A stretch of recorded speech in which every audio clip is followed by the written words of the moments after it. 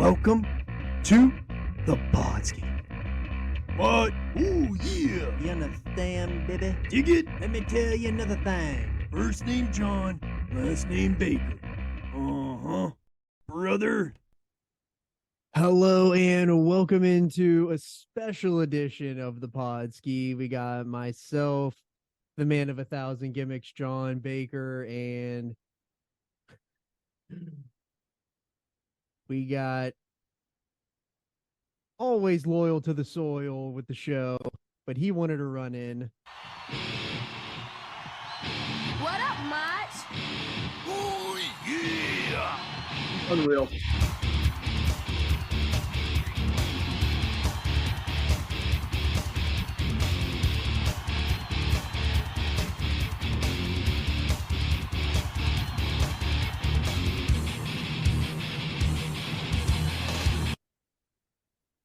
It's Justin Andretti himself. Welcome back onto the pod.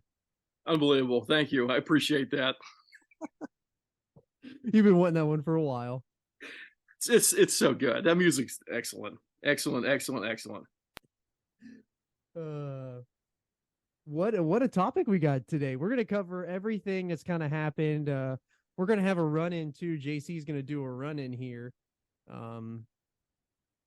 And we're going to talk about just everything that's going on with WWE and Vince McMahon and all his shenanigans and whether or not we think this sale is actually real. But what do you been watching wrestling wise? Did you say that you were watching all the In Your Houses in a row? I'm watching them with the pay-per-views. So I watched In Your House 1, King of the Ring, In Your House 2, SummerSlam 95, and then In Your House 3. So what is the goal of that? What are you trying to accomplish with all of that? I guess that's a good question. I really don't have a goal. Just trying to actually watch the new generation stuff because I never watched it before. So I'm trying to get built up until I get to, because I want to rewatch the Attitude Era stuff again. And then obviously that'll lead into me watching the Ruthless Aggression stuff again. So I kind of just want to watch it all in a row and see how it evolved. And because it's really interesting to see like where they were at in 93 and then look at where they're at in 95. It's not really that much different. Yeah. But then the real jump happens coming up in 96. Yeah, for sure. I just been throwing stuff on in the background this week while I've been working and trying to catch up after the holidays. So I watched Fall Brawl 95 yesterday, which is awesome, dude. That opening match with Johnny B. Bad and Brian Pillman is awesome. They go like 35 minutes in that damn match. Both those guys are in there killing it. Excellent match. And then that it also was that the Cobra versus Sergeant Greg Pittman match where Pittman rappels from a rope into the second ring and then crawls on his belly and then chokes Cobra with an ammo belt. And I think I stood up and clapped whenever that happened. That's fantastic. I'm trying to think who else is on that. That was DDP Renegade is on that. I mean, the Renegade is fucking awesome. I'm trying to think. Harlem Heat wrestled somebody, and then the main event, the War Games match, was Hogan. God, who else was in that damn match? I'm trying to think. Is that like House Hogan, Savage, Luger, Sting defeated the Dungeon of Doom, Kamala, Zodiac, Mang, and the Shark, and I laughed my ass off because they billed the Shark from the Great Barrier Reef. Oh, also, Arn vs. Flair. Arn vs. Flair was on that card. Oh, nice. Yeah, that was a good match too. Yeah, that show's good. That show's pretty good. But I really like the pre-NWO WCW days are a pretty guilty pleasure of mine to go back and watch. So I love going back and watching all that stuff. They're awesome. Yeah, they're so much better than WWE. Yeah, and a lot of people don't even realize how good the early 90s WCW stuff was. It's fantastic. Yeah. But I watched a bunch of like I said before, I have that IWTV subscription, so I've been going through and watching indie shows from December and catching up on that and making notes about some of the guys and putting kind of. So, dude, I've gone way over what's required of me on this podcast already. So I already started making notes on my phone about kind of because we talked about doing like a mid-year independent wrestling recap, right? Like giving awards, like mid-year awards. Yeah. So I went through and started writing people's names down, and putting like plus signs every time by their name every time I see them and they do something cool. So I've got a pretty good list of guys in my phone already, and women in my phone too, that I've already started putting kind of plus signs by their names every time I see them. So I've got a pretty good list already going of who I think is pretty damn good on the independent scene as of right now. But look, man, I haven't really jumped into independent wrestling. This is the first time over the past month is the first time I really got back into it since probably like pre-pandemic. So there's a lot of people that have moved around or just quit, or there's obviously a million new people to check out, a million new promotions, because those promotions, man, they pop up and they go away so quick that they don't always last forever. I mean, even when you go on like on Fight, I'll go on to Fight and I'll just look for promotions that I used to watch all the time, and they quit running shows in like 2017. So like there's a lot of stuff that just kind of disappears. But I'm trying to go back through and find the promotions that are pretty stable, that are running shows pretty regularly, and writing down the names of talents that they have coming in and out of there. And there's obviously promotions that I like a lot more than the others. But it's been a lot of fun, man. Like that, it's such a fun, easy thing to do at night. Whenever everybody goes to bed, and you're kind of still up, and you're an alcoholic like I am, and you're drinking and watching a little wrestling, to just throw on an independent show from wherever and see what they got going on. But I mean, obviously, I fast forward a lot of that stuff too. Where there's people that I just don't care enough to watch, or they're not very good or whatever at this point. But it's been a lot of fun, man, going through those shows and just trying to find hidden talent and kind of grading them out a little bit so that we can talk about these guys and really give them a good presentation and kind of a platform here to talk about them and where they're at with their career and where they might be headed. Yeah, I think that the fact that we put those independent people on the pedestal that we did for the holiday show, that was really cool, because there's people like, you could clearly tell that those people like Dumboise and Reagan and like all of those women, like they instantly were interacting with it, liking it, sharing it. Like it was awesome. Well, the thing is, man, is they don't get much credit, whether unless they're in NXT or they're in developmental or something like that, or they're on, Dark or Elevation or whatever. They're not really getting to a mass audience. But being able to see that, and I tell people all the time too, in my line of work, that when you start hearing from strangers that see how good you are at what you do, and you start hearing people that don't know you telling you that you're good, and hey, we watched your film or we watched your match or whatever it ends up being, and we think you got a lot of talent. I mean, that can make a really big impact on somebody just from like a morale standpoint, man. Because like when you're grinding away on the indie scene, or your whatever your profession is, where you're not at the top yet and you want to be at the top, it can get really frustrating, and there's a lot of days that are up and down every single day with questioning whether or not you're even should even keep pursuing this or not, right? But that to me is a big deal, and I like to just kind of give back as much as we can. And look, I know we're not changing the world here with anything, but just being able to give people a pat on the back and tell them, hey, we don't even know who the hell you are, and we just turned on YouTube and one of your random matches came on and we thought you looked pretty damn good. That is a pretty big confidence boost, I think, sometimes. Oh yeah, no, absolutely, I agree. Yeah, I just think it's so awesome that we got like the interactions from, like, we didn't really get any interactions from the big stars. I wasn't planning on. I mean, you're not good. You're not going to. I mean, like, I don't think Roman Reigns is gonna interact with a Instagram post too much. But the thing is too, man. Like, fantastic if he did. But you want to spread it around, and even though the Podski's still young in its development and everything, but you still have a platform, and you still want to kind of give back to the profession and pat people on the back as much as you can and say, hey man, we watched your stuff and we thought it was really good, and we wanted to kind of reward you for that in our own kind of small way. I tell you what is going to be a heated race for male unsigned male talent there's a heated race between Dan Barry and Mance Warner this year. Yeah.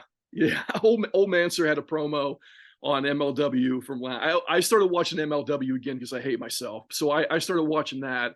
And I quit watching MLW years ago because it just was driving me out of my fucking mind. But then I was like, you know what, man, new year, I'm gonna give MLW a fresh shot. So I jumped back in and I watched like the last 2 or 3 episodes now that they've had on, and they were pretty good. They actually were pretty good. But they had Vance Warner's back in there, which is good to see. He's a friend of the Podski through at least through Cameo. But it was pretty fun to see him. He did a funny promo last night where he's talking 1,000 miles an hour, and he's got a David Allan Coe guitar, and he's hitting on the freaking interview girl, and he's asking her out, and they're going to the bar and all this shit, and it was pretty damn funny. Oh, I need to watch that. But he had a good hardcore match with Mads Kruger. Who I don't know if he's still under MLW contract or not, or if he's kind of sniffing around going someplace else. But I was telling Mongoose about this last night, because Mongoose said that they came out with those MLW figures, which all look good. They all look really good. Those figures look good. I'm not going to spend $40 a pop to buy them, but they look awesome. But the one that he said that there was a character that he wasn't even familiar with at all, and I looked it up, and it was Mads Kruger. Now Kruger is this really big, pretty athletic, not super mobile guy. He's a little tight. Is kind of like a Kane type in the sense that he doesn't really need to have belts. You know what I mean? Like, he's just a big presence who's kind of like a big killer that goes in there and can work with anybody, right? So that guy, I think there's a lot of appeal there with that guy, where he could go work for any promotion, whether it ends up being a big stage like New Japan or ML or WWF or AEW or whatever it ends up being. I mean, there's probably a place for that guy on pretty much any roster, because he can kind of do anything, and he's got such a presence, man, and he's just got this kind of like really evil killer presence with a mask, and he's not like a supernatural guy like like Kane or the Undertaker. But they had him in that Contra unit in MLW for a while, with Jacob Fatu, and they were pretty awesome. Those guys were pretty awesome. So he was kind of like the big enforcer killer guy in that group. But I think they kind of set that character up where he was like I think he was like a South African mercenary or something, with like a military mercenary or something like that. But it was pretty cool. The guy's fun to watch just from a presence standpoint. So that was pretty cool to see. Yeah, because I saw the figure reveals too for MLW, and I had no idea who that guy was either. So I was at least glad that somebody, at least in the group chat, knew who he was. So. Yeah, I thought all those figures looked really good, but I'm not going to pop and buy those figures for $40. There's no way I'm not spending $40 on a Hammerstone figure. I'm just not doing it. Well, jeez, you need to get it together. Yeah, well, I need to get a freaking third job to keep up with the goddamn figures that have been coming out. Yeah, speaking of figures, I picked up, I got a couple pickups. I was on Mercari the other day, and somebody posted a Triple H. I said it was a Triple H ringside collectibles, and I was like, what? Like, that's not what that is. And they put it up for $25. Well, then I started looking, and it was the Defining Moments, which you can't find that thing cheap. So I offered him, and it was like kind of beat up, and so I offered him $20, and he accepted it. And it was it's the Defining Moments Triple H. It doesn't have the coat or the pants or the shirt, but it's like the figure. And I just took a magic eraser to it. It looks brand new. It looks fantastic. That's cool. That's good. And so that fed into my infatuation with Triple H. And the other one I got was the Raw 30th anniversary. I got the 1, 2, 3 kid. Yeah. Which cool.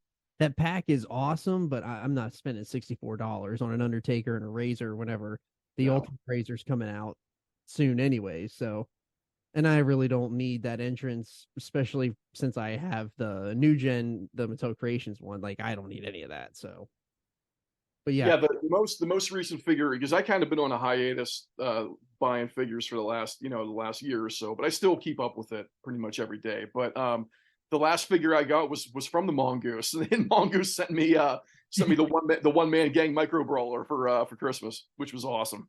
He gave me Flying Brian Pillman. That's awesome.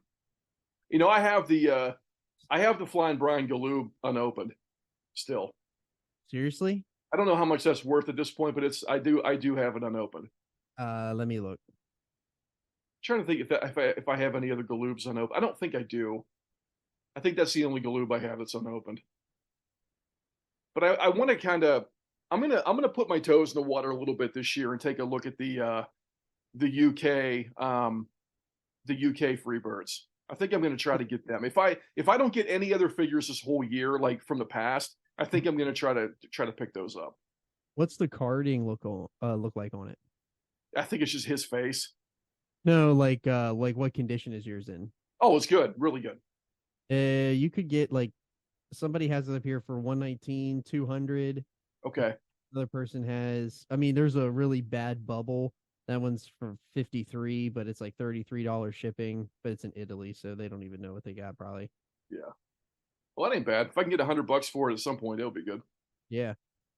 I'll probably hold on to it for a while. There's no rush to sell that stuff, but I was surprised at how much stuff I still had on the card.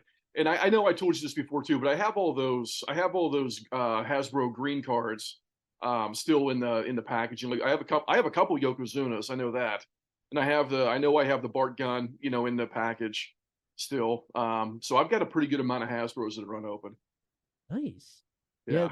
Those Hasbros, man, they're awesome. And I'd love to have like a Hogan on card, but I mean, you're gonna spend at least $100 on it. I'd like to have a Bart gun opened. Maybe at some point I'll spring for that and just try to get an open Bart gun.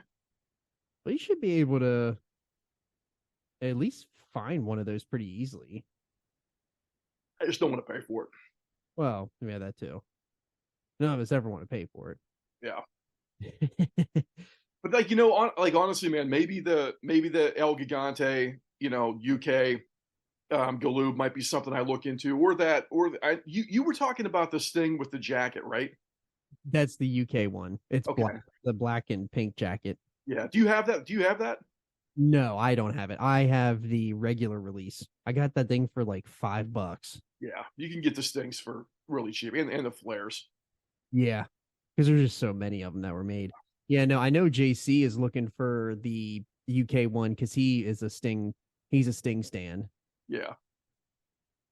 Man, I sold that TNA Legends Sting, the Jax one that I had. Which one, the Joker or the? No, it's a Jax, kind of like the Ruthless Aggression mold. Oh yeah. I know what you're talking about. The orange and blue one. I had it in the package for years and years, and I sold it. Oh, that's a good one. Yeah. I have the Great American Bash one. Yeah. That's a ringside exclusive. It's basically the deluxe aggression style, which is an awesome. Okay. Yeah. Okay. Yeah. What else are you kind of looking for in terms of, like, if you're gonna buy a figure from the past this year, what are you thinking about jumping into? Are you thinking about jumping in any different lines? No. Right now I'm sticking strictly to elites or ultimates, and that's just because I have limited space now because I filled out. I only have I have a few spots where I can replace things, like because I have a Brett Ruthless Aggression that I want to replace with that Brett Ultimate that comes out soon. I have a Razor Defining Moments that I'm going to replace with the Razor Ultimate. So that's kind of what I'm doing. Yeah. So if I have a figure now and I can get a better version of it, I'm going to sell the old version, but then keep the better version. Sure. Because that's what I did with, I had a Doink that I sold because I got the new gen Doink. I sold the other one. I had a Diesel, I got the new gen Diesel. So that's basically what I'm doing. But if I'm going back to get an old figure, I want to get basically what I'm looking for now are the clothing, the actual original clothing pieces to piece together that Triple H. Yeah. That way I got the complete set. So yeah. That's kind of what I think I've gone. I mean, I've gone as far as I'm going to go. I think, man, with the Hasbro's. I mean, the I'm not going to buy that 1-2-3 kid because I'm not spending $700. It's just I'm never going to be in the position where I buy it. So I got to get over that. But the only other Hasbro's that I would really want would be as stupid as it sounds, the repaints of the Bushwhackers, like the tan Bushwhackers. is that Are the about, 2-pack? yeah, those are about the only ones that I would even consider getting at this one, because I think I pretty much have everything else, but I kind of want that yellow ring, the King of the Ring Hasbro ring. Yeah, that one is sick. I kind of want that, and I think Didn't you have that? What's that? Didn't you have that as a No, kid? Mongoose had it when he was a kid, and his mom Oh. got rid of it. It was in the attic. His fucking mom threw it away. Fucking Charlotte, dude. Wait till I see her again. I'm gonna wring her neck and throw that damn thing away. That thing is so valuable. It's awesome. It's cool looking too, man. It's really cool. It is really cool. I wish they brought back the ring. Yeah, yeah. Even the Mattel one.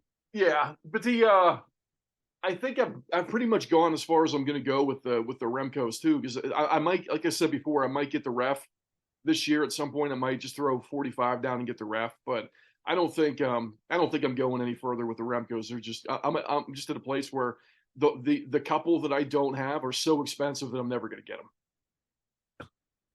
Oh my gosh. So I pulled up the Hasbro yellow ring on eBay.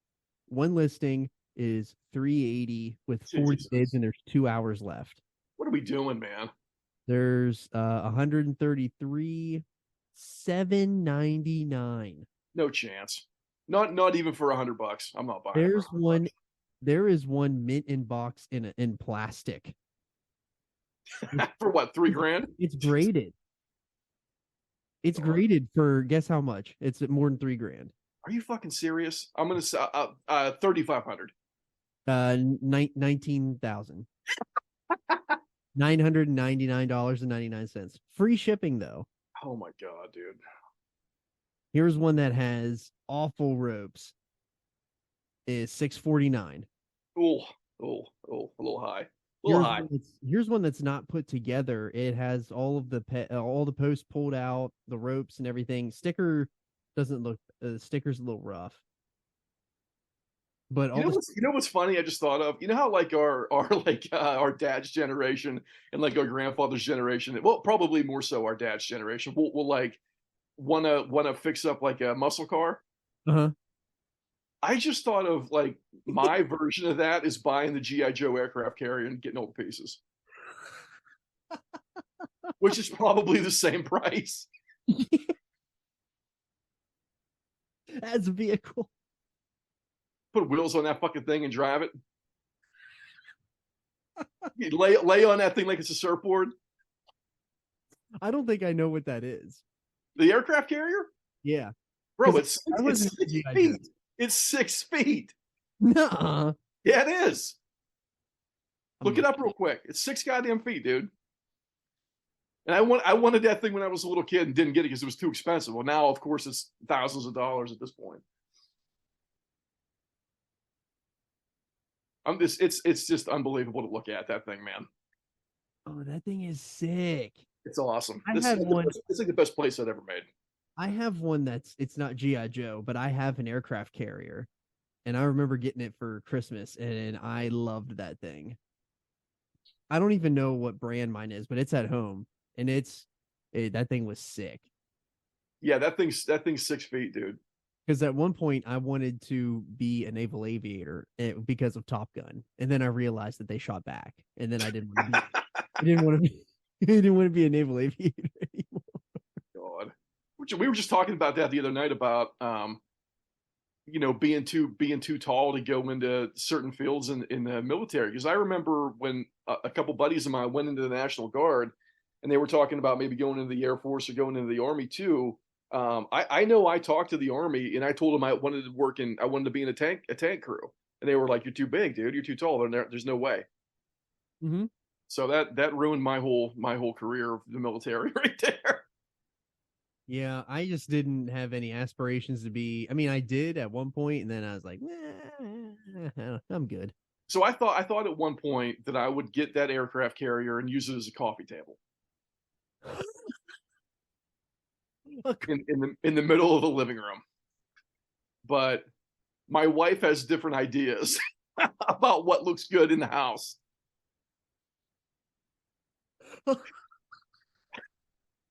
Tell Allison you're buying that damn thing and you're going to use it as a coffee table. No,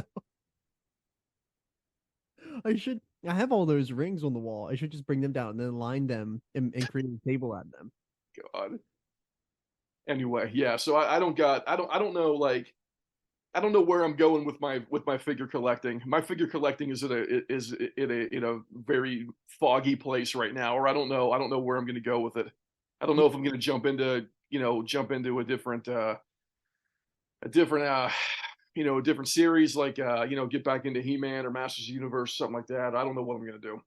Yeah, no, I'm sticking strictly to elites and ultimates, and if I got an elite that comes in an ultimate edition that I like better than the elite, I'm gonna get it. Or if there's an elite that I have that a better elite comes out, then that's what I'm gonna do.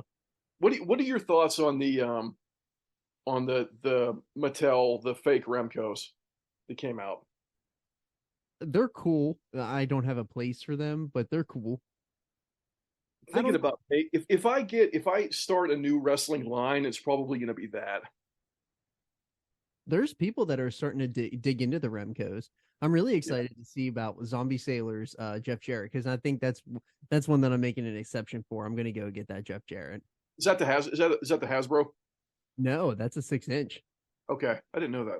But they just started delivering the Hasbros, like they're already out. Okay. And I think people are just starting to get them. They got them like 2 weeks ago, and so people are getting them in. They said they're fantastic. Man, those kind of like the niche studios that are putting out stuff like that. That might be something to check into. Because there's a Dino Bravo and stuff like that in that line that I think would be pretty cool. Yeah, the only problem with those is that like when they're out, that like that's it. Yeah. Oh yeah. Yeah. If you're not going to play with them, there's not really much to do at that point. Oh no, I meant like whenever they're like done. I no got chance you. of going back. Yeah, I don't know how much they're going to be worth on open, or open. I don't know how much their resale is going to be on that. I mean, probably at first they're probably pretty valuable because then people realize like what they missed out on. But I don't know what the value of them is going to hold out to be. Yeah, they're cool though. Like really. I mean, if the line goes for a few years and they get some characters that you never got before in Hasbro's and stuff like that, like they're doing that whole entire orange card set. Okay. I'm pretty sure they got everybody that they could in the orange card. Who else was in that? Riveting audio we have right now. I know, right? We're both trying to look shit up. I got the Danhausen one. Oh, you did? I did, yeah. He hasn't been shipped yet. So it looks like Luger with the USA paint. Mo, Mabel, Jarrett. That Doink looks pretty good, but it looks like it's the same body style as the original one. And then there's a Diesel. I had the Bendham. I had the Diesel Bendham that I used with my Hasbro's when I was a kid. Man, I can't get into Bendhams. Yeah, they're not that great. Then there was looks like there's a Bastion Booger here too. Man, they made some great characters in that line, man. They made fucking Nails. They made God, who's the Ludwig Borga? I mean, there's a lot of really good characters in that Hasbro line. Yeah, there are. All right, so if you are living under a rock or you're unaware, Vince McMahon is throwing all of his power around right now. So, what did you think when you heard that Vince McMahon was coming back into the fold? I mean, I wasn't shocked. I mean, I guess I kind of was, but I wasn't. I mean, it just seemed like it was inevitable that at some point this dude was going to try to make a play to get back in the company. And I thought, with him always being the majority shareholder, there was always a threat that was going to happen. And I just was hoping that he was going to come to his senses and realize that you're 77 years old. You look like a fucking crank yanker physically. Like, come on, dude. At some point, just go away. I was hoping that was what it was going to be. Unfortunately, that was not what it is. So, it's a little alarming, to have him come back. I mean, I think that they did a really good job without him being there. I mean, I don't know why anybody would think that they have to have him for anything other than just to, sign his name on a fucking piece of paper. But it sounds like, and we know that the ego on that guy is just astronomical. So it's not going to be some easy situation to deal with him with anything. So it was him having him hanging around in any capacity is a problem for everybody. I'm dying at you calling him a crank yanker. I mean, look at this motherfucker, dude. He looks like a Muppet. Dude, bro, you look like a Muppet. Go away. Like, no, when to say when. Oh my. JC's on. Hello. There he is. Yeah, welcome in JC to From the International Space Station with that background. It's the only place I could get good chicken tenders and mac and cheese. All right, I like that. You just missed my rant about calling Vince McMahon a crank yanker and a Muppet and a piece of shit. Oh, Jesus. What a time to come in. I'm dying at him calling Vince McMahon a crank yanker. I mean, the guy, just look in the mirror, bro, at some point and realize that you're a Muppet and it's time to go away. I mean, He looks like the Crypt Keeper's rich uncle.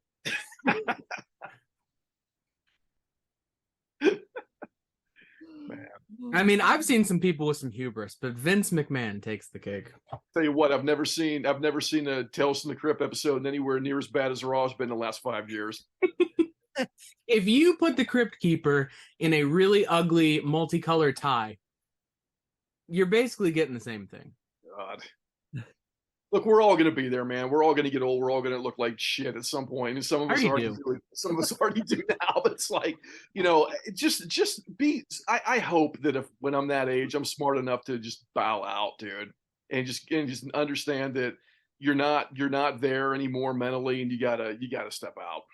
You probably won't. You'll probably stick around, try to throw your weight around. I mean, it's awful, man. It's hard to see that, I'm sure that we've all dealt with people like that in our own professions, whether, with Winters. I mean, I'm sure he deals with doctors and stuff like that all the time that are old now, and they haven't really kept up with the medical profession for 30 years. They're still practicing medicine the way they did 20, 30 years ago. I'm sure that even with education, JC, I'm sure you and I have both seen that, where you've got administrators or you've got coaches or just teachers that they haven't done anything new since 96, and they don't even know that it's time to go, man, and it's kind of sad to see it. It's sad to see that when you've got people who, they don't know that it's time to just move on, man. And it's really sad to see that as you get older.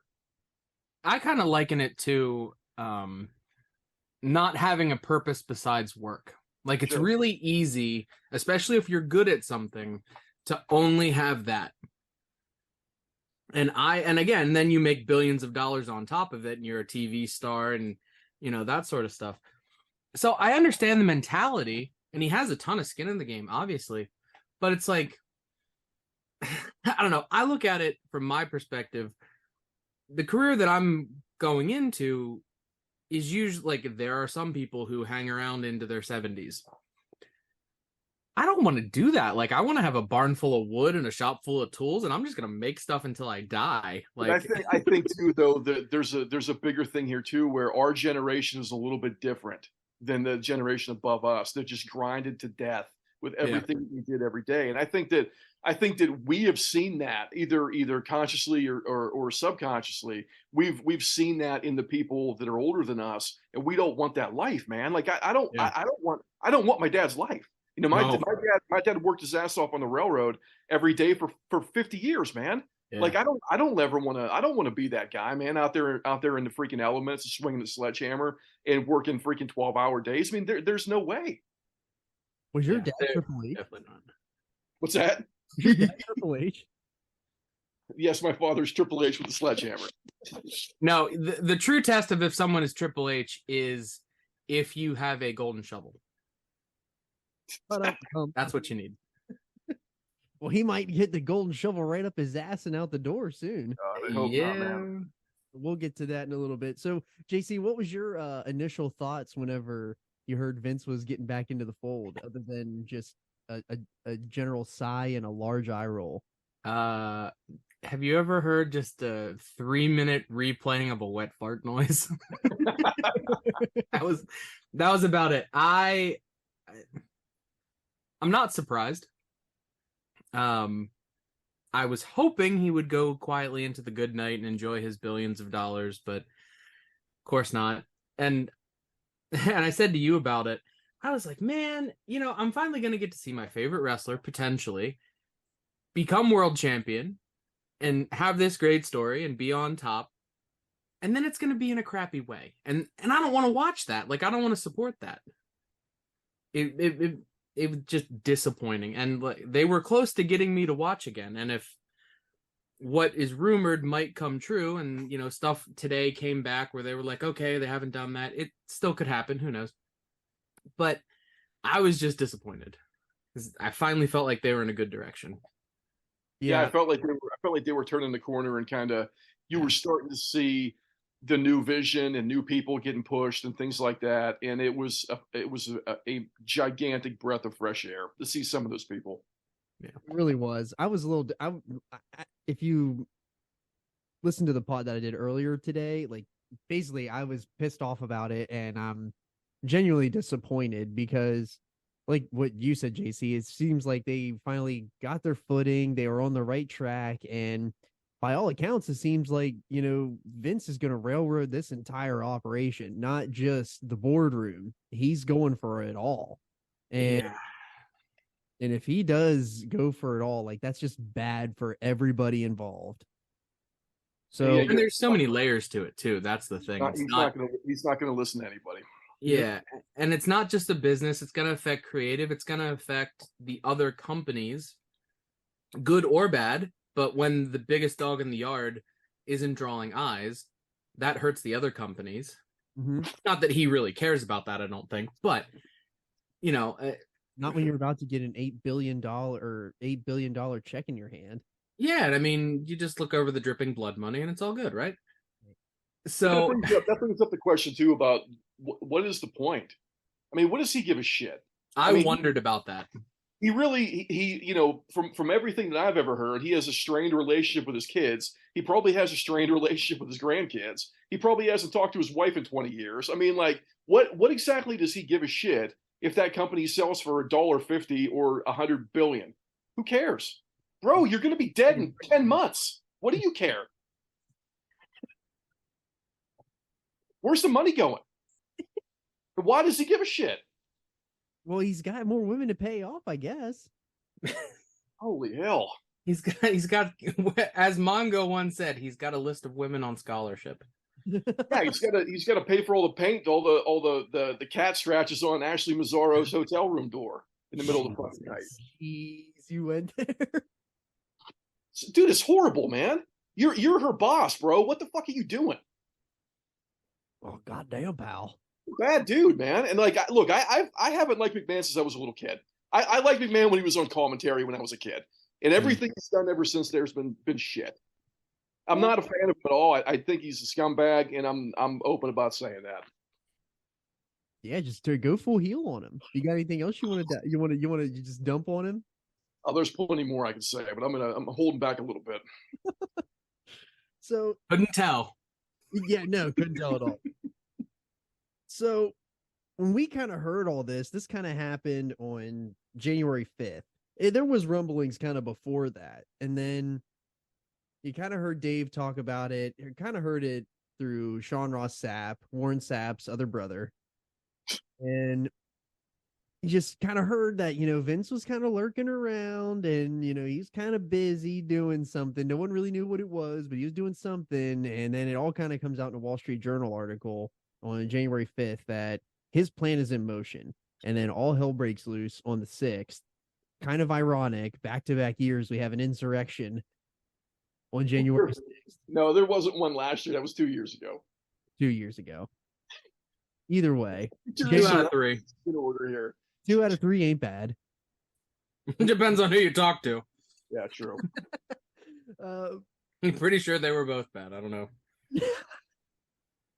And so Vince had what we found out is that Vincent wrote a letter to the board back on the 20th, basically trying to get reinstated, and that he was coming back for a sale and a media rights deal, and that he should be the person involved, which I can agree that yes, while he is majority shareholder, I get all of that, and he should have his place at the table to say, yes, like as majority shareholder, we should go in this direction or whatever. But we all have heard for years that Vince lives in an echo chamber. And when there is somebody in that echo chamber that isn't echoing what everyone else is saying, like they're gone. And it kind of seems like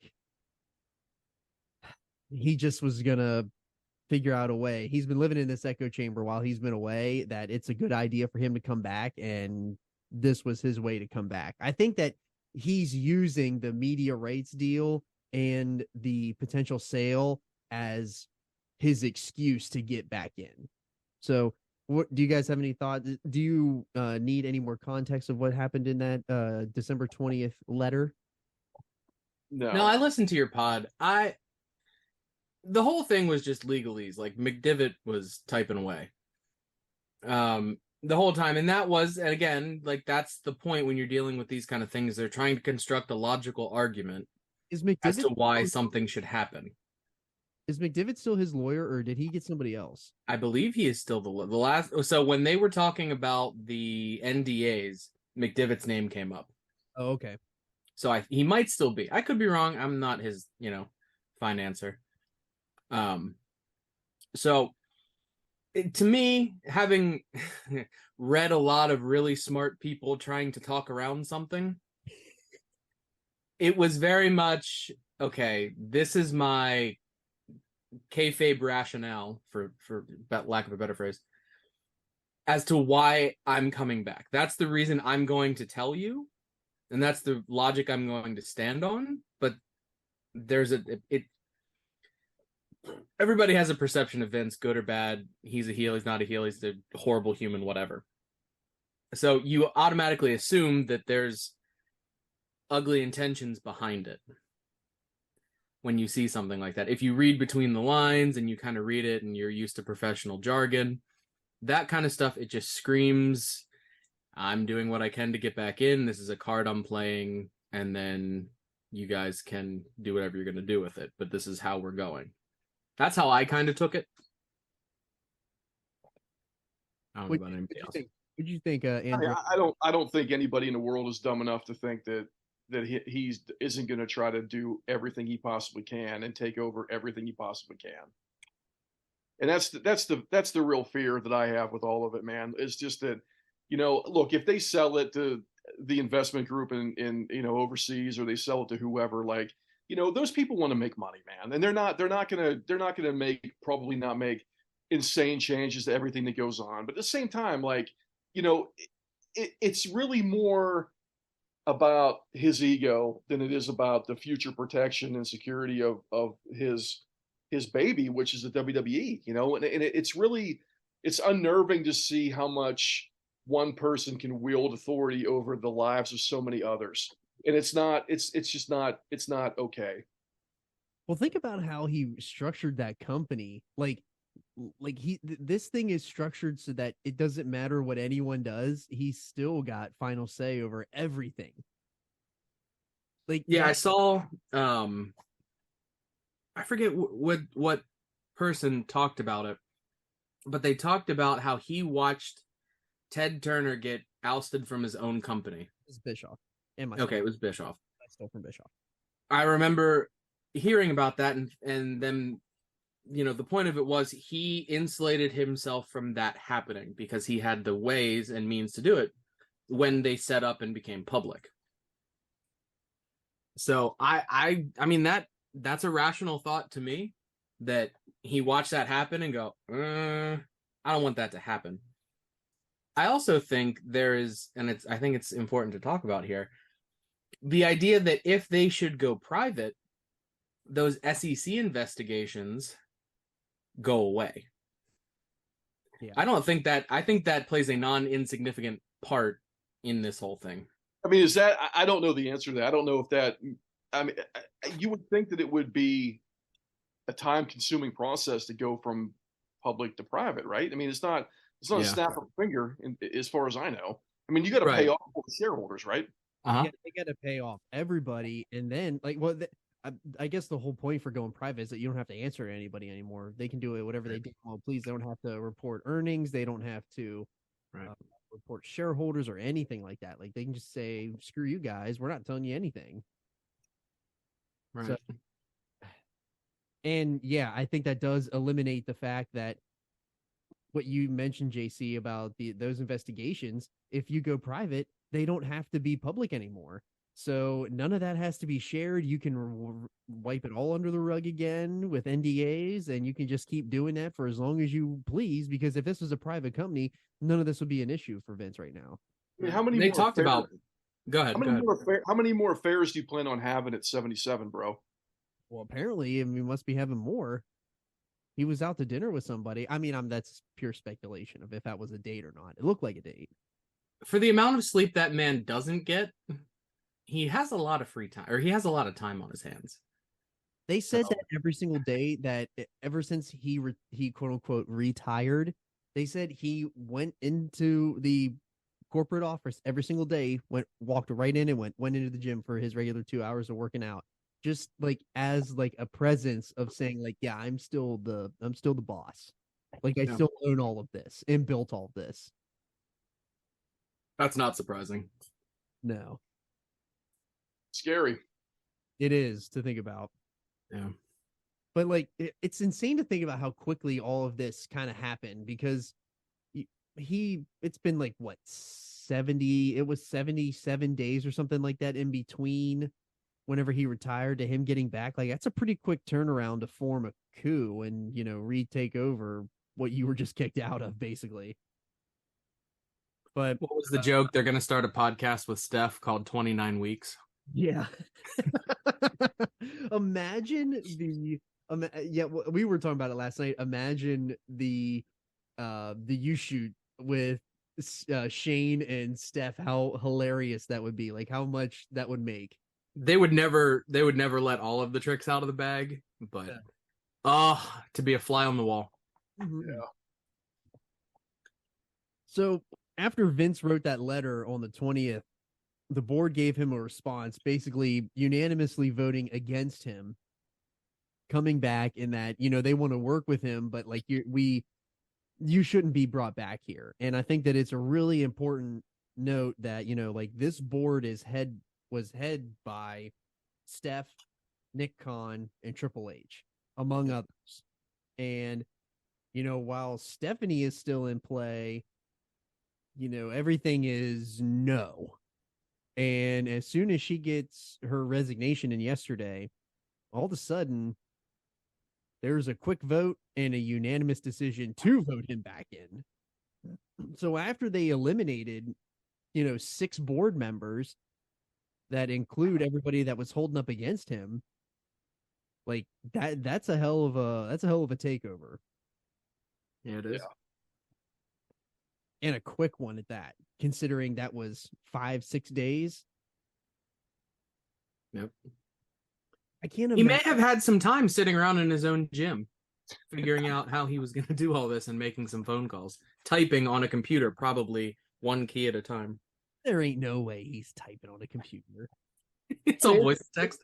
It's interesting to speculate, and obviously none of us really know, what the real situation is. But Right. the situation, what's the deal between him and Stephanie? Like, do they actually get along with each other? She bailed very quickly from after he came back, so that doesn't look good, man. They say that Stephanie is exactly like Vince, so I can see them butting heads easily. Yeah. But then again, they always play up like that portrayal of like, well, she's the daddy's girl and all that. That's probably for public perception. Yeah, I don't know what her plan is. I don't know whether she's got to work or if she's got enough money to never work again. I'm assuming probably never work again. But at the same time, like, what does she want to do? Like, what are her aspirations outside of that company? I don't know, because what is she hasn't done anything outside of the company, I don't really. think so either. And like, I guess really the only person that's got their hands wiped clean of all this is Shane. Yeah. Yep. Shane's the only person that's completely wiped clean of all of it, because apparently, you know, this is a speculation as well, but he's not reported as a shareholder. It's reported that he sold all of his Class B shares whenever he got out the first time. So I don't know. That's another interesting addition to that too. So, Yeah, and they said Steph has like 5% of the voting shares or something. yes. So should they sell, she's still in line for just ungodly sums of money. Yeah. A lot of money. A lot of money. Plus what she already has. Yes. I mean, all of these. So I did hear something today on Conrad, and this is really interesting because Steph stepped down as co-CEO, and Nick Khan became the main and only CEO of the company. Apparently, there is language written in Nick Khan's contract that he is guaranteed to X amount of dollars if he executes a sale during his contract. Yep. That is a juicy tidbit of information. And like, how many dollars are in that? Like, He said it's more than the AEW TV deal is per year. how much is that a year? 20 I don't know. million, something like that. I'm not sure. But they're still, regardless of what happens or who buys it, there's still incentive to make this thing profitable and Right. to keep it on TV and to try to get a TV deal. Or, you know, maybe, who knows, man, maybe NBC buys it and they put everything completely on NBC, or maybe Disney buys it or whatever and they try to put everything on Disney Plus. I don't know, but at the same point, like at the same time, like you don't want to tank it. So whoever buys this company is not going to just let it go to shit for whatever it is. They want to use it for what it is. But look, if it's the investment firm from overseas, then so be it. I mean, they own what, 2 Premier League teams, or at least 1 Premier League team, and they haven't destroyed that, right? So I mean, there's no incentive to spend billions of dollars to buy an entity and then run it into the ground unless you're just incompetent, which I don't think any of these people are. No, you don't get that rich without, you're not, if you're that rich, you're not that stupid. Or maybe you are. And I don't think the intent is to run it into the ground. I think the idea is that there might be so much fan backlash because of some of the cultural milieu and like human rights stuff that is associated with Saudi Arabia, that, I mean, there could be talent wanting to leave and walking out there. I mean, people have speculated a lot of stuff. Who knows what actually happens? Let's preface with that. But that's a real thing too. Like they talked about the golf league or the golf tour. Yeah. They couldn't get TV rights with all the big names that they got. Yeah. They have mega names. Yeah, and they still couldn't get TV rights. And part of that was the speculation, anyway, again, speculation, was because of who was behind it. Right. So I think that's, again, a non-insignificant thing to think about. Who knows? And I was listening to Meltzer this morning about it. He said that if the WWE doesn't have those big TV rights deals, they're not worth, they're in the red in terms of, their bottom line.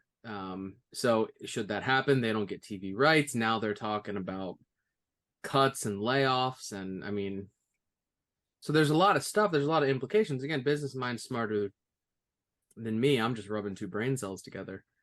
So I don't know a lot, but I think that'll be the first sign that Vince is back in charge, at least more so than what people think, is when you start seeing about layoffs and you start seeing cost cutting and stuff like that. That's going to be the first sign that we know that he's doing too much. Yeah. Yeah. I mean, because he already did it once. Who's to say he's not going to do it again? And they just re-signed all of those people back. All of those. That's people. what's awful too, Baker, is that, he could come in there right now and fire all those people and then die in 3 months and they all get rehired. Mm-hmm. Yeah. Because you've got one guy who's got a hard on for whatever reason, doesn't like Bronson Reed, even though he's extremely talented. You're hellbent on him dying in 3 to 10 months.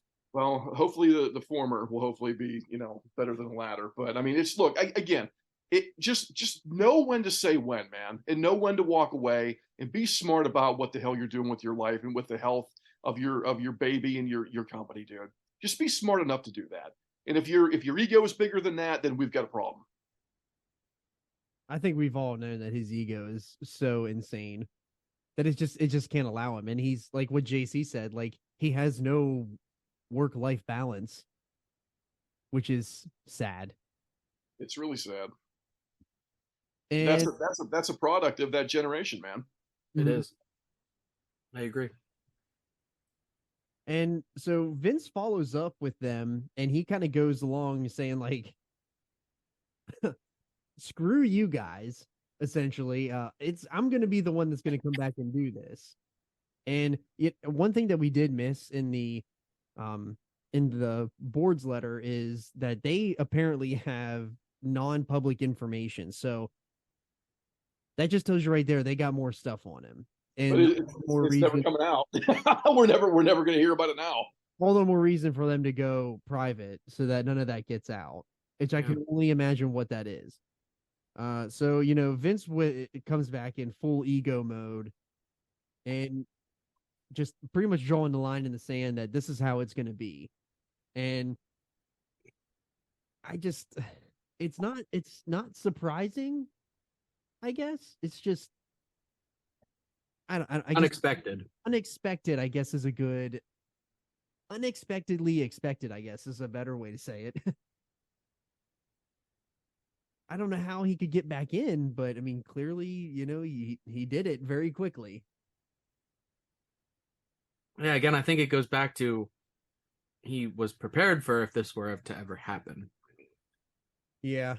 I don't think this was I came up with this last minute. I think this was again, what do I know? But it seems like to pull off something like that so fast and so efficiently, it feels like it was just sitting there as a nuclear option. Yeah. And he turned the key on that and let that missile fly for sure. Yeah. Kind of what it feels like. Yeah. So Vince gets in. He instantly institutes bylaws, rewriting basically that he is the end-all be-all.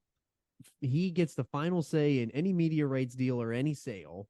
He immediately removes 3 board members to add Barrios and Michelle Wilson back in, who, well, we can talk about them in a second.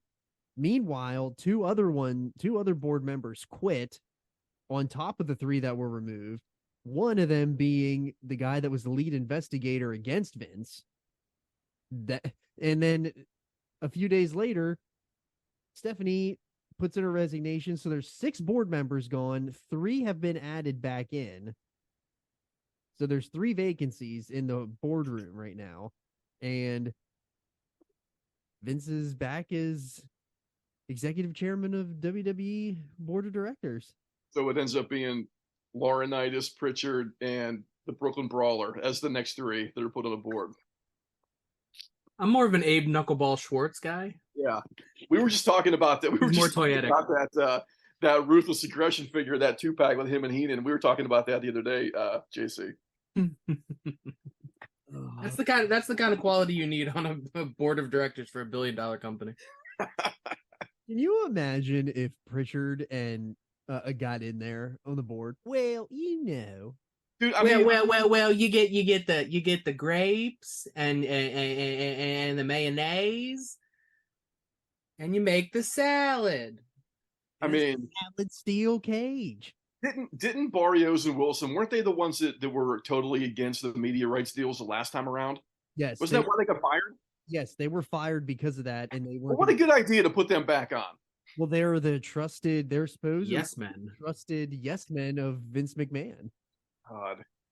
They were long-standing high executives in the company, and they were fired to bring in Nick Khan.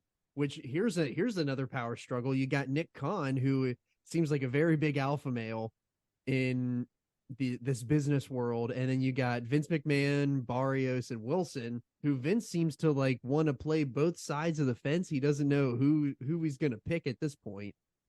But to bring them back, what were they doing all this time? I mean, who knows? Enjoying their golden parachutes? Probably. The only thing that makes, and clearly, you know, Vince, he had to have a buyer in mind. That's the only reason I can think of why it happened so quickly, because he had Saudis in mind, which he probably spent the 77 days talking to them to get it figured out. So, and the fact that they came out too. I think there's going to be, like you guys were saying, I think that there's going to be a lot of backlash from that. And look, I think that Vince is a perfect example of somebody who probably doesn't give a shit if there is backlash. But I think that there will be backlash that might prevent them from selling to that entity. That's what I was thinking. That, you know, they came out today, a high-ranking source. That's what was deemed. So who's the head stooge that came out and said this today? Whose initials were PL. Old PL dirt talker. They what was that? What was the guy back in the late 90s that was leaking everything from the locker room? Willie the Worker? I think so. I think you're referring to Jim Cornette. Paulie the Pile Driver is going to be the new one. The only I think isn't Dolph Ziggler I feel like is one of the stooges. I feel like he's one of the dirt sheet reporters. Did we just bury Dolph Ziggler with no evidence? Yes. I would like it known, Nick Nemeth, I did not bury you. Please don't make fun of me in your comedy show. We love Dolph on the pod. We love Dolph Ziggler, friend of the show. Unknowing. What's his brother's name? Ryan. He's gotten a little better. Has he? Yeah, I've been watching Dark and Elevation the last couple of weeks because I'm an asshole and I hate myself. So I've been watching those two shows, and he's been on there I think the last 2 weeks, and he's actually looks like he's gotten a little better. I'm glad. Jokes aside, like I didn't like his stuff on BTE. I don't find it that entertaining. I'm sure people do. I don't, but I'm glad he's getting better. Please get better at your craft. But this whole thing is so insane. Like how does this?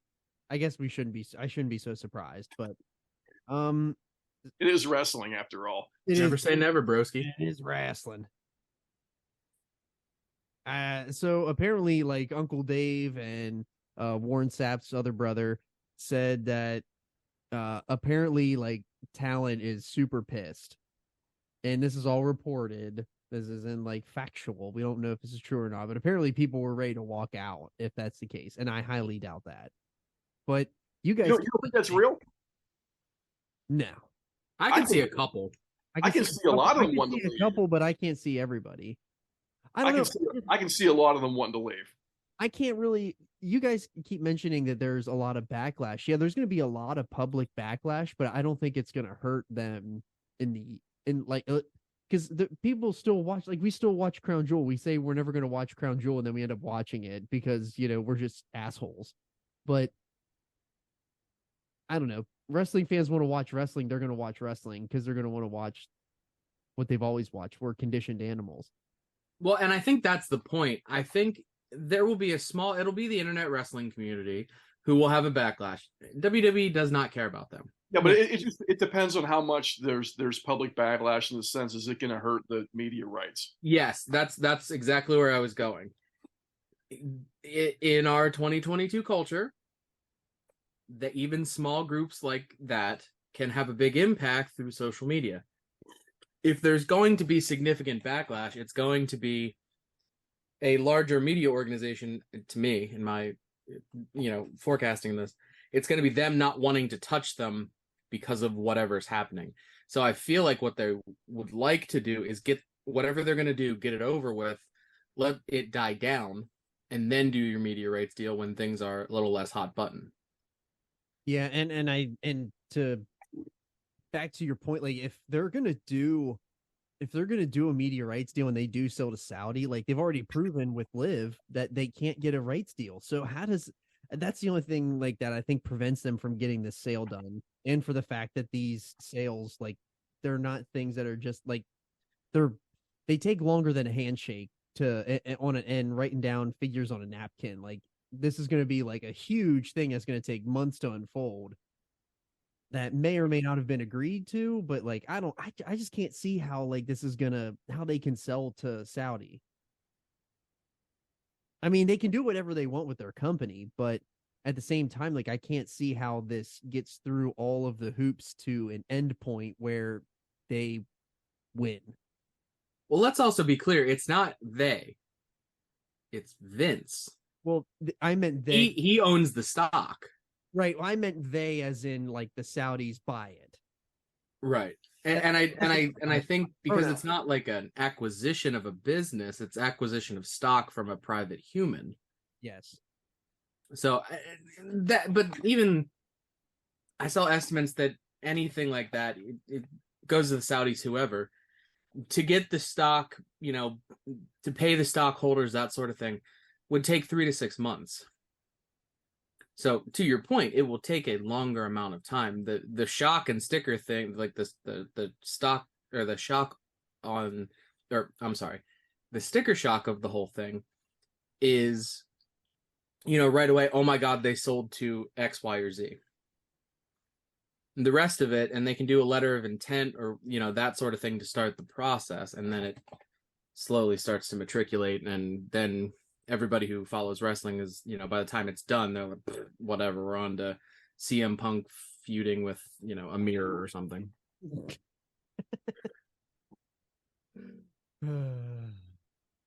It's just, I don't know.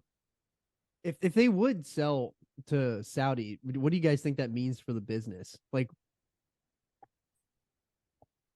I don't know, because there's a part of me that thinks that there's so much money behind it at that point that they could truly go worldwide with it and do whatever the hell they want to do with it. Yeah. So there could be benefit in that sense that they might finally have such unlimited capital that they could just do whatever the hell they want to do. So that might be a really good thing, and might result in an increased roster or more promotions popping up. Like I know they were talking about doing the NXT Europe and NXT India and all that kind of stuff, but that stuff all kind of got sidetracked at this point. But what if that all gets greenlit because there's just unlimited funds?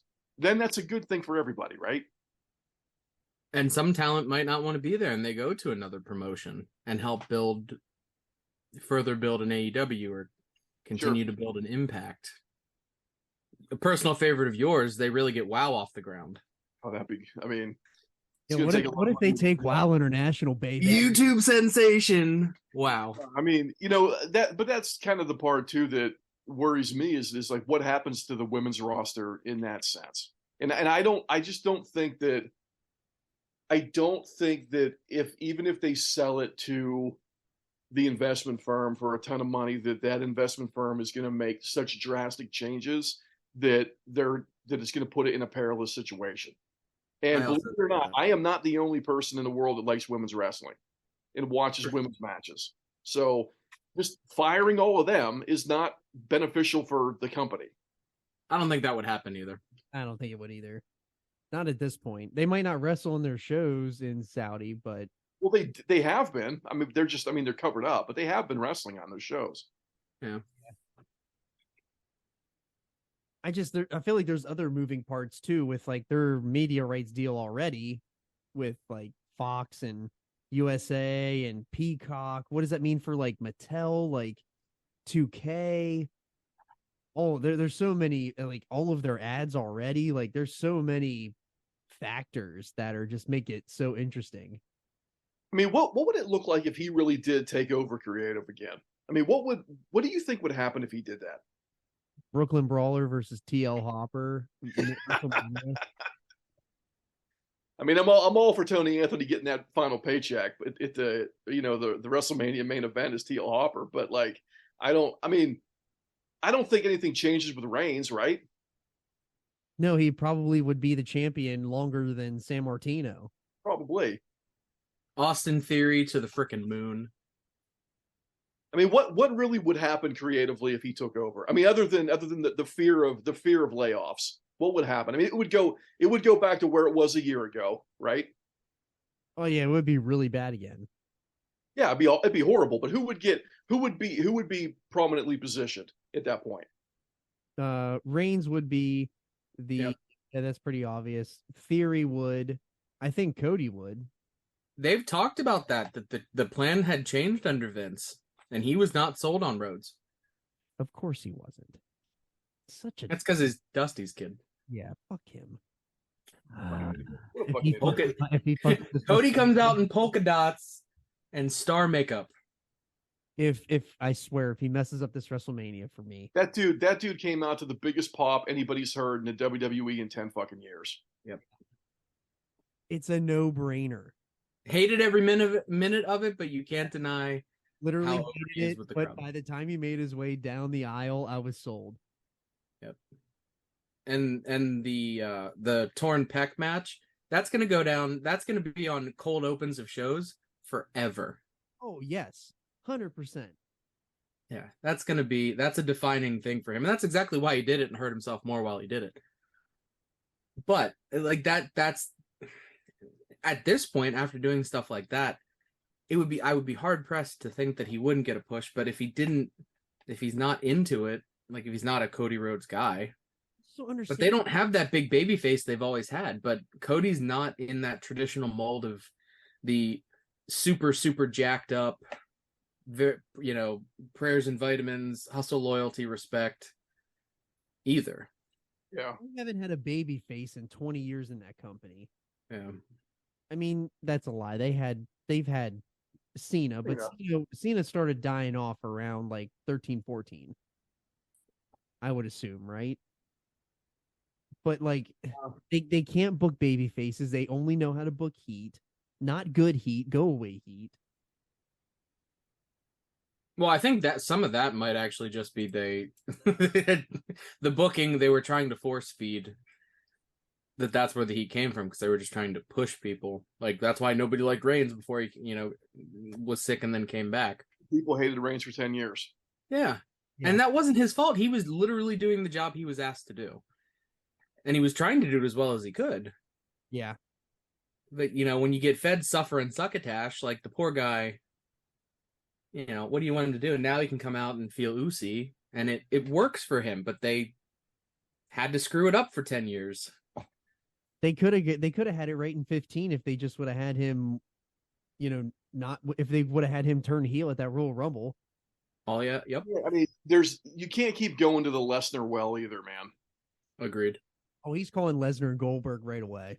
I mean, how many more times do we go to watch Goldberg on that fucking show, dude? How many times are we going to see Lesnar versus Reigns? They're on like their 75th match already. I don't know. Andretti, Yeah. you were about to be upset.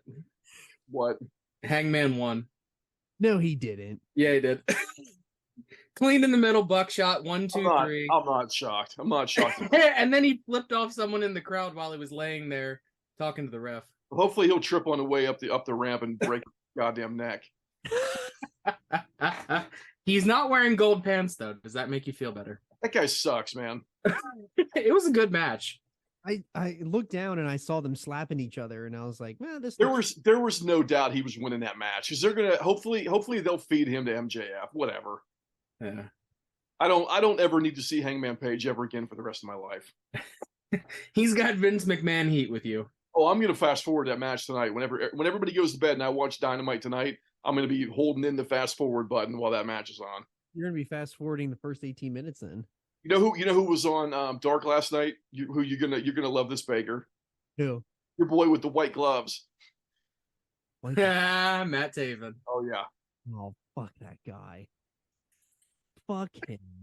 Him and Bennett, who looks like shit, and the old lady that is now becoming an old lady. Rest in piss.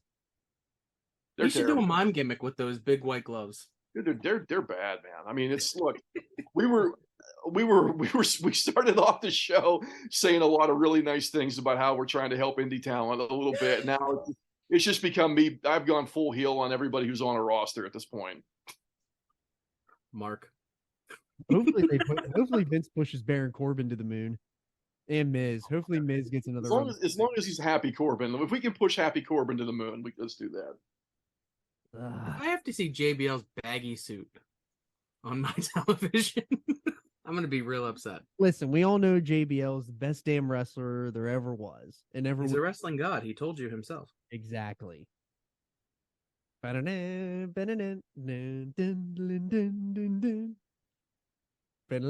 needed tips on how to harass someone? I'll ask JBL. He'd be a dead dude. Imagine JBL on the board in there. Man, he would make more sense than a lot of the other ones do. That would actually, wow. You might set a land speed record for most offensive things said in 30 seconds.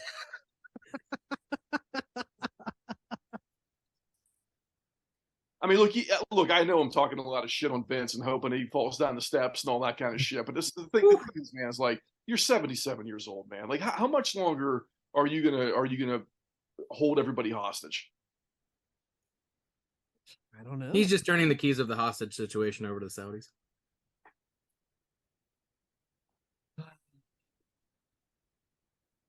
I don't know. Yeah, Hopefully, I don't know. You're not wrong. Hopefully you are, but I mean, you might not be.